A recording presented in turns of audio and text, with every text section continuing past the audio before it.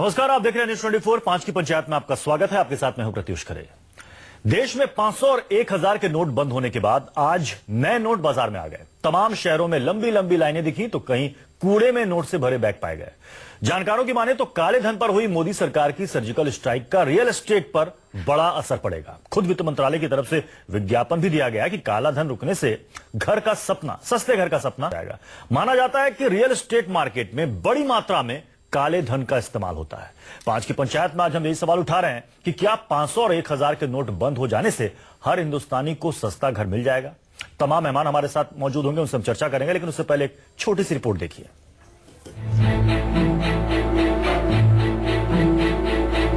500 रुपए और 1000 रुपए के करेंसी नोट लीगल टेंडर नहीं रहेंगे। 500 और 1000 के नोट बंद होने की घोषणा के 2 दिन बाद सरकार ने एक और सपना देखा है। वित्त मंत्रालय की तरफ से जारी किए गए इस विज्ञापन में 500 और 1000 के नोट बंद होने के फायदे गिनाए गए हैं और उन फायदों में एक सपना हर हिंदुस्तानियों के लिए सस्ते घर का भी है। दरअसल रियल एस्टेट की पहचान काले धन को सफेद में बदलने वाले बिजनेस के तौर पर होती रही है और अब मोदी सरकार के नोट बंद करने के फैसले से ऊंची ऊंची बिल्डिंग में फ्लैट लेकर काला धन सफेद करने वाले लोगों और बिल्डरों पर नकेल कसी गई है। काला धन रखने वालों के लिए बड़ी मात्रा में पैसा जमा रखना मुश्किल होगा और भारी भरकम कैश के जरिए घर लेना भी मुश्किल होगा।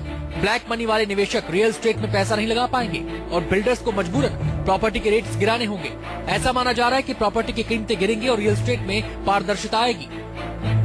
देश की ऊंची ऊंची इमारतों में एक छोटा सा फ्लैट या फिर एक अपना घर हर आम लोगों की चाहत है, लेकिन इन घरों की ऊंची कीमतों की वजह से आम लोगों को घर लेना मुश्किल हो रहा था। अब रियल एस्टेट में सुधार आने की उम्मीद है। ऐसे में सवाल है कि क्या 500 और 1000 के नोट बंद होने से हर हिंदुस्तानी का सस्ते घर का सपना पूरा हो पाएगा। Bureau report, news 24। इसी पर चर्चा करेंगे। अपने मेहमानों से आपको मिला दूं, हमारे साथ हैं आलोक शर्मा जी, कांग्रेस के प्रवक्ता, सुदेश वर्मा जी, बीजेपी के प्रवक्ता। हमारे साथ स्टूडियो में हैं राजीव सिंह जी, डायरेक्टर हैं पृथ्वी एस्टेट के।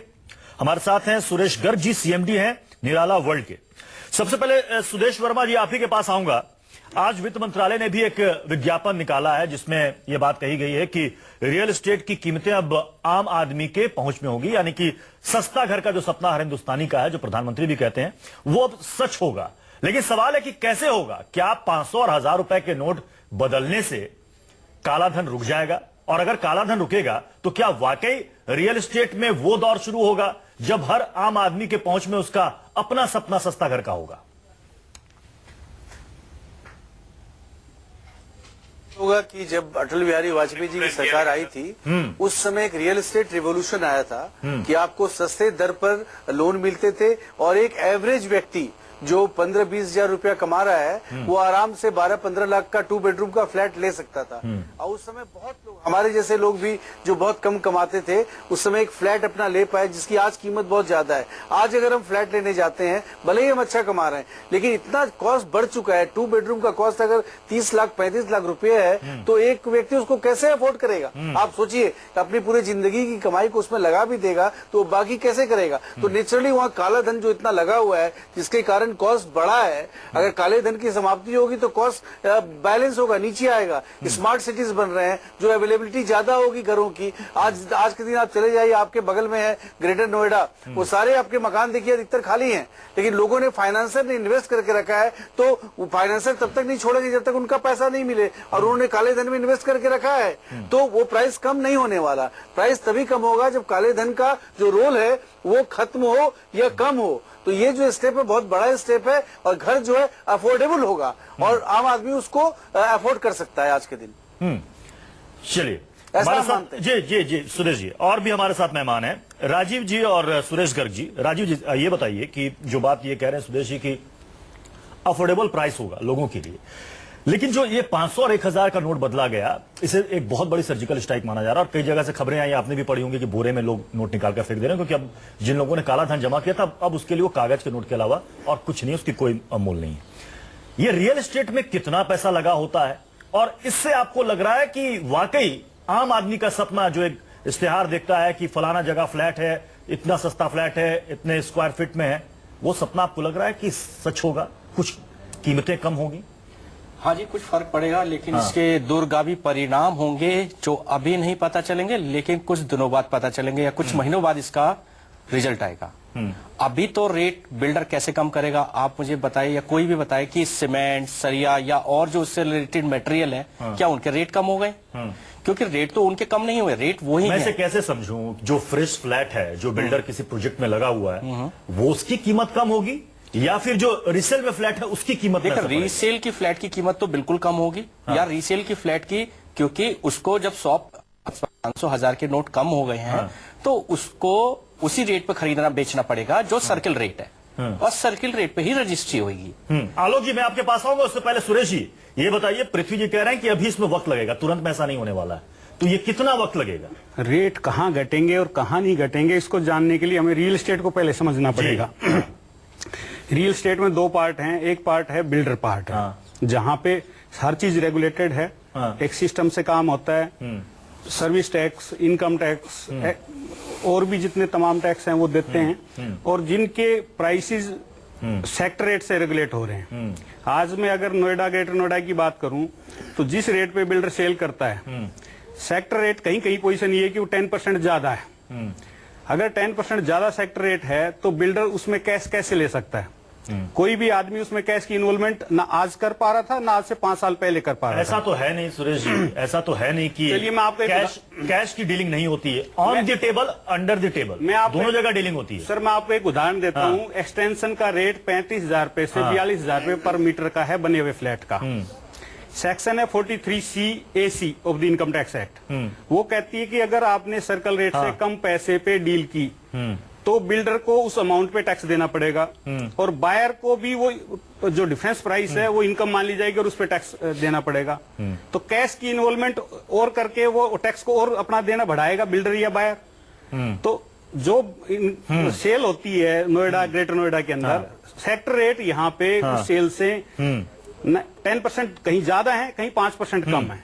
5% आलोक जी एक सेकंड, आलोक जी, एक सर्वे ये कहता है कि भारत में जो काली अर्थव्यवस्था का जो टोटल मूल्य का 30 लाख करोड़ रुपया ये रियल एस्टेट में लगा हुआ है। अब सवाल है कि ये 500 और 1,000 रुपए के नोट बंद करने से और फिर 2,000 के नोट लाने से, जो अब वित्त मंत्रालय ने एक विज्ञापन भी छापा है कि सस्ता घर मिलेगा, आपको लगता है कि ये इतना आसान हो पाएगा?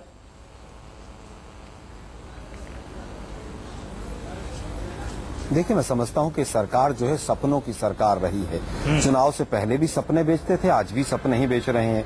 सर्जिकल स्ट्राइक कर दिया लेकिन सारा बॉडी का ब्लड सर्कुलेशन रोक दिया और पता चला कि लीवर के ऊपर कैंची चला दी, अब पेशेंट बेहोश है। क्रांतिकारी कदम उठा दिया, क्रांति होगी कि नहीं ये तो पता नहीं, लेकिन पेशेंट जो बेहोश जरूर है। वो कितना टाइम लगेगा उस इकोनॉमिक सिस्टम को वापस उस पटरी पे आने में, ये समय बताएगा। जहां तक आपका प्रश्न की बात है कि रियल एस्टेट के अंदर पैसा लगा हुआ है, इसमें कहीं कोई दो राय नहीं है कि रियल एस्टेट के अंदर ब्लैक मनी कहीं ना कहीं लगी हुई है। लेकिन क्या इस स्टेप से ब्लैक मनी रुक जाएगी जनरेशन होनी? क्या आपने एक जो 500 का 1000 का नोट बदल देने से क्या ब्लैक मनी रुक जाएगी? 2013 में भी नोट बदले गए थे मनमोहन सिंह जी के समय पे 500 का, पहले दूसरे तरह का था, उसके बाद वो फिल्म आनी शुरू हो गई थी पट्टी उसके अंदर, क्या ब्लैक मनी रुक गई थी? अरे भाई, आरटीआई कानून आया तो उससे कहीं ना कहीं ब्लैक मनी पे असर हुआ। जन लोकपाल कहाँ है आज पता ही नहीं है पूरे देश को, कोई बात नहीं कर रहा है उसकी। पनामा लिंक्स के ऊपर कोई बात नहीं कर रहा है। मैं केवल ये कहना चाहता हूं कि क्या सर्किल रेट कम कर देंगे सरकार? क्या राज्य सरकारें सर्किल रेट कम करेंगी?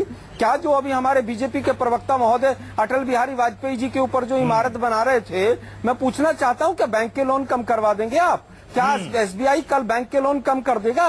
क्या सीमेंट और स्टील इंडस्ट्री के ऊपर जो एक्साइज ड्यूटी का अच्छा सवाल उठाया आपने आलोक शर्मा जी। उस एक्साइज आलोक शर्मा जी, अच्छा सवाल आपने उठाया, इसका जवाब मैं चाहूंगा कि सुदेश जी दे। अरे भाई, जो बात आलोक शर्मा ने कही कि क्या सर्किल रेट कम हो जाएंगे, क्या टैक्सेस कम हो जाएंगे, क्या सरकार कम ब्याज दरों में लोगों को लोन मुहैया कराएगी, कैसे सस्ता आपने घर मिलेगा? 15 बार डीजल के प्राइस बढ़ा दिए आपने। देखिए, ये जो एनोमली है ना, कि मार्केट में जो रेट है, जैसे मान लीजिए कि मैं कोई मकान लेने जा रहा हूँ 50 लाख में, तो बिल्डर हमें बोलता है, आपके पास बिल्डर लोग बैठे हुए हैं, ये बोलते हैं कि सर्किल रेट इसका 30 लाख का है, आप 20 लाख हमें कैश दे दो तो अपना पैसा वहाँ रजिस्ट्रेशन में बचा लोगे। भले ही हमारे पास कैश नहीं है, हम फिर भी अपने बैंक से निकालते हैं और व्हाइट मनी को ब्लैक करके उनको देते हैं, जिससे रजिस्ट्रेशन में हमें कम पैसा देना पड़े। ये सिस्टम अब नहीं होगा, क्योंकि सिर्फ 500 और 1000 करता है जिसके पास व्हाइट मनी है, उसको ब्लैक करके देगा। बल्कि और भी कदम उठाए जा रहे हैं। जैसे बहुत लोग, अरे आपको नहीं पता है, आप दुनिया में नहीं जी रहे क्या? इस दुनिया में बहुत लोग करते हैं कि रजिस्ट्रेशन में पैसा बचे। क्या बात कर रहे हैं आप? 1000 को एक ऑफर दिया था, 2000 का जो आपका सर्कल रेट है उसमें हमारे सब बिल्डरों के स्टॉक आप परचेज एक्साइज डिपार्टमेंट में ऑप्शन गवर्नमेंट ऑप्शन दे सर्कल रेट में फ्लैट परचेज करे। और 20 लाख छोड़ दीजिए, अरे और 30 लाख में फ्लैट बता परचेज दीजिए करें। क्या 2000 का नोट लगाने से एक्साइज कर ले गवर्नमेंट डिपार्टमेंट का जो भ्रष्टाचार है वो रुक जाएगा क्या? अरे सुनिए तो सही, दिल्ली क्यों बचे? बात पूरा कर लो। अरे हमारी बात लोग को समझ में आ रही होगी, जो लोग पैसा देते हैं। आपको पता होना चाहिए सिर्फ डिमोनिटाइज नहीं हुआ है, आप पैसा निकाल ही नहीं पाएंगे। नहीं, पूरा आज तो पूरे हिंदुस्तान को समझ आ रही है। 500 लोग सड़कों पे एक लाइन में खड़े हुए हैं, जिनके यहाँ पर शादियां थी, शहनाई बजनी थी, वो लोग मातम में बैठे हुए हैं। मोदी जी के फोटो के ऊपर आरती उतार रहे हैं वो लोग। हकीकत देखिए, हकीकत देखिए प्रत्युष जी, हकीकत किसान का धान पड़ा हुआ है मंडी के अंदर, और ये यहाँ स्टूडियो में एसी बात में अभी तक समझ पा रहा है, बिल्डर लोग आम आदमी जो मोटी मोटी बात अभी तक समझ पा रहा है वो ये कि जो कैश डीलिंग होती थी ना रियल एस्टेट में, कैश डीलिंग, कैश देने पर आप कोई मकान खरीद लेते थे या प्रॉपर्टी खरीद लेते थे, उस पर अंकुश लगेगा। लेकिन जो 11 बजे फ्रेश प्रोजेक्ट है खत्म हो गया, उसमें मकान सस्ता होने वाला नहीं है। और भी सुनिए प्रत्युष जी, आगे भी सुनिए कि जो बिल्डर्स लोग हैं जमीन कम की जाएगी, टैक्सेस 40% कम करें, सेल टैक्स 15% टैक्स ही होंगे तो कैसे कम होंगे? देखिए हमारे साथ दो बिल्डर भी यहाँ पर हैं, ये तकनीकी पहलुओं को समझते हैं और हमें बता भी रहे हैं। राजीव जी, अब ये बताइए कि ये जो बातें जो हम समझ पा रहे हैं, हालांकि बहुत सारे इसमें तकनीकी पहलू हैं जो आप लोग बेहतर जानते हैं, बीजेपी ये जो बार बार ये कहा जा रहा है कि सस्ता घर, 2.5 साल में 2.5 आदमी भी जेल में गया। आपको क्या लग रहा है कि ये सिर्फ एक हवा बनाया जा रहा है कि सस्ता घर मिलेगा, ब्लैक मनी इससे कम हो जाएगी इससे, या फिर वाकई में ऐसा लोग माने कि हाँ? देखिए, सस्ता घर इतनी आसानी से, मैंने वही कहा जो पहले बता रहा हूं मैं दोबारा, कि दूरगामी बहुत टाइम लगेगा सस्ता घर अगर होने में, अगर होएगा तो। अभी तो नहीं होता, क्योंकि कंस्ट्रक्शन कॉस्ट जो है, आप देखेंगे सीमेंट सरिये का कोई रेटों में फर्क नहीं पड़ा है, आपका पेंट में कोई फर्क नहीं पड़ा है, लेबर कॉस्ट उतनी है, टैक्सेस उतने ही है, तो रेट तो कम नहीं होते अभी फिलहाल। लेकिन तो जो कहा जा रहा है कि ब्लैक मनी कम होगी तो रियल एस्टेट में इसका फर्क पड़ेगा, इस फर्क कौन समझना चाहते हैं? तो जी, इसमें ब्लैक मनी का कोई वो नहीं है। जो फ्रेश में फ्लैट खरीदने जा रहा है ना, उसको तो पैसे वो देगा ही देगा, वो तो देगा ही देगा, पूरे पैसे देगा फ्रेश वाला, उसे कोई फर्क नहीं पड़ता। सूरज जी, क्या अभी भी ऐसा लगता है कि ब्लैक मनी की ये डीलिंग होगी अभी भी, ये रुकेगी नहीं? सर, इसके अंदर ना रियल एस्टेट को मैंने पहले भी कहा था, रियल एस्टेट को समझना जरूरी है। रियल एस्टेट में दो पार्ट हैं, एक रीसेल का पार्ट है जहां पे कोठी, प्लॉट या मकान, जैसे दिल्ली में 20-20 करोड़ रुपए की प्रॉपर्टियां हैं, वहां पे जरूर कुछ अफेक्ट आएगा। जहां पे कैश का लेन देन, जहां पर कैश का लेन देन है, जहां मामला नगद कैश से जुड़ा हुआ है, वहां पर आपको असर पड़ेगा। जहां कैश का लेन देन है वहां अफेक्ट आ सकता है। लेकिन जहां जैसे बिल्डर सेगमेंट है, बिल्डर सेगमेंट के अंदर स्टेट गवर्नमेंट हर साल रिव्यू करके सेक्टर रेट को बढ़ाती रहती है। आज की डेट में यानी जो मैं समझ पा रहा हूँ, जो एक आम आदमी बैंक से लोन लेकर, कर्ज लेकर मकान खरीदेगा, उसको इससे कोई फर्क नहीं पड़ता, उसको वही कीमत देनी पड़ेगी जो बिल्डर वहां पर तय कर रहा है। आलोक जी, इस पर कुछ रिएक्ट करना चाहते हैं, उसके बाद मैं फिर वापस सुदेश जी के पास आऊंगा। आलोक जी, देखिए, सीधी सी बात है, क्या लेबर रेट कम कर देंगे? क्या आप न्यूनतम मजदूरी कम कर देंगे? क्या आप जिस तरह के जो जमीन के रेट हैं अथॉरिटीज के, डेवलपमेंट अथॉरिटीज के, क्या उनको आप कम कर देंगे? आप क्या कोई टैक्स घटा देंगे? आपने 15 बार डीजल और पेट्रोल के ऊपर टैक्स लगा दिया, एक्साइज ड्यूटी, इससे क्या महंगाई कम हो गई? मैं जिस तरह से अच्छे दिन आ गए, किसान ने खुदकुशी करनी बंद कर दी, 15 लाख रुपए अकाउंट में आ गई, ऐसे ही सस्ते घर भी मिलने लग जाएंगे। ये सरकार केवल और केवल सपने बेचना जानती है, बड़े बड़े एडवर्टाइजमेंट देकर प्रचार करना जानती है। आज देखिए किस तरह से देश के अंदर हालत हो रही है। महिलाएं, बुढ़िया बुजुर्ग महिलाएं सड़कों पर खड़ी हैं बैंकों के सामने 4-4 घंटे से, और ये लोग अपनी पीठ थपथपाने से नहीं बाज आ रहे हैं। आज आपके पास एटीएम में 11 बजे पैसे खत्म हो गए, बैंक में कैश खत्म हो गया। आपने बिल्कुल बिना किसी तैयारी के साथ इमेच्योर स्टेप लिया है, पूरे इकोनॉमिक सिस्टम को आपने हिला के रख दिया है। सुदेश जी मुस्कुरा रहे हैं, जवाब देना चाहते हैं आप? अब प्रत्युषित जी जवाब मैं देना चाहूंगा, लेकिन ये चुप रहे, मेरे जवाब को सुन लें। अब मुझे बड़ा अच्छा लग रहा है कांग्रेस को इतना तिल मिलाता हुआ देख के, जैसे लग रहा है कि ईडी के पैसे पर आघात हुआ है। आम आदमी आज बहुत खुश है। सिर्फ 2 करोड़ लोग ऐसे हैं, 125 पूरा करोड़ देश में से तिल मिला रहा है, ब्लैक कांग्रेस मनी में तिल मिला रही है। 123 करोड़ लोग ऐसे आपको कहा गया था कि आप जन लोकपाल नहीं कराएंगे, क्योंकि जन लोकपाल बिल हमने पास किया था। आप सब आपके जुमलों की उम्मीद नहीं थी, जुमलों से सरकार नहीं चलेगी। आलोक जी आप चिंता मत करिए, कांग्रेस मुक्त भारत का सपना सच होने जा रहा है। लोग आपसे अलग जा रहे हैं, क्योंकि आप जितना इस तरह की बात करेंगे लोग आपसे अलग हटेंगे। क्या बात कर रहे हैं आप? समझ ही नहीं पा रहे, राजनीति करने से बाज नहीं आ रहे हैं। जिनके घर में कल शादियां हैं उनके यहाँ पर हलवाई को पैसे देने के पैसे नहीं है, और आप कांग्रेस मुक्त भारत की बात कर रहे हैं। को आप समझ नहीं पा रहे हैं। अरे वो ठीक उसको थोड़ा सा इस्तेमाल कीजिए इसको। सरकार उनके बारे में चिंतित है। नहीं आपकी जरूरत नहीं स्टेप है। अच्छा है, स्टेप अच्छा है, लेकिन राजनीति से प्रेरित है, स्टेप अच्छा है, लेकिन बिना तैयारी के है। स्टेप अच्छा है, लेकिन बहुत भारी जोखिम के साथ है। मत बनाइए, चलने वाला नहीं है ये। हम नहीं बना रहे सुदेश जी ढाल। देखिए, ये तो अच्छी हम बात है नहीं ना, बना आलोक रहे जी भी ढाल। तारीफ कर रहे हैं, कांग्रेस भी तारीफ अरे कर रही भाई, है कि आपने स्टेप तो अच्छा पूरे है, देश के लेकिन धन ये को कह रहे हैं कि काला धन आपकी डिक्लेयर तैयारी कर पूरी दिया। नहीं थी। और ये जो सस्ते घर की बात आप कर रहे अच्छा है, हैं, ये लेकिन- सस्ता घर कैसे अच्छा होगा, है, ये सरकार बता नहीं पा रही है कि पूरी घर नहीं, सस्ता अधूरी होगा नहीं थी, कैसे। कुछ नहीं था। तैयारी के नाम पर केवल जुमले थे। 15% गवर्नमेंट लेती है मकान पे, कम कर दे। रेट ऑफ इंटरेस्ट 4 बार घट चुका है, लेकिन बैंकों ने रेट ऑफ इंटरेस्ट को कम नहीं किया। उसको कम करवाइए। पहले 7% रेट ऑफ इंटरेस्ट होता तो 7%, 6% रेट ऑफ इंटरेस्ट करवाइए। बाहर को घर सस्ता मिलेगा। मैं बताता सुदेश हूं कैसे होगा। जी, सुदेश जी, यहाँ पर 2 बिल्डर बैठे हुए हैं, मैंने इन्हीं से समझने की कोशिश की। ये बता रहे हैं कि ऐसा हो ही नहीं सकता, सस्ता कैसे होगा घर? कहिए ना 1% पे रजिस्ट्री होगी। ये कह रहे हैं कि हमें इतना सस्ता हो जाता जाएगा। है कि हम कैसे घर सस्ता कर दें। मुझे बोलने दीजिए ना,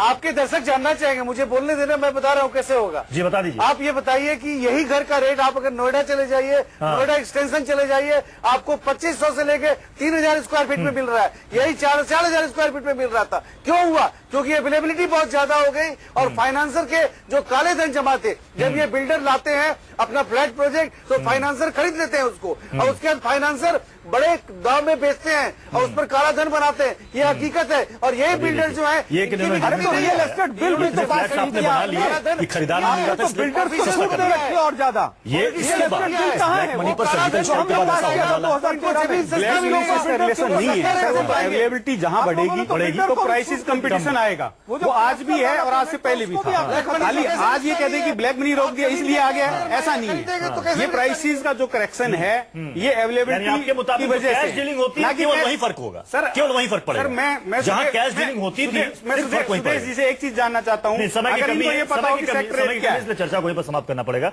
आप सभी इस चर्चा में शामिल हुए, बहुत अच्छी जानकारी यहां पर निकल के सामने आई कि आखिर ये जो कहते हैं कि ब्लैक मनी रियल एस्टेट में लगा है, कैसे लगा है, कैसे इसकी डीलिंग होती है, और क्या 500 और 1000 रुपए के नोट बदलने से क्या इसमें बहुत बड़ा फर्क पड़ जाएगा, इसे हमने आज समझने की कोशिश की। बहुत बहुत शुक्रिया हमारे साथ जुड़ने के लिए। आगे बढ़ते हैं अगली खबर की ओर।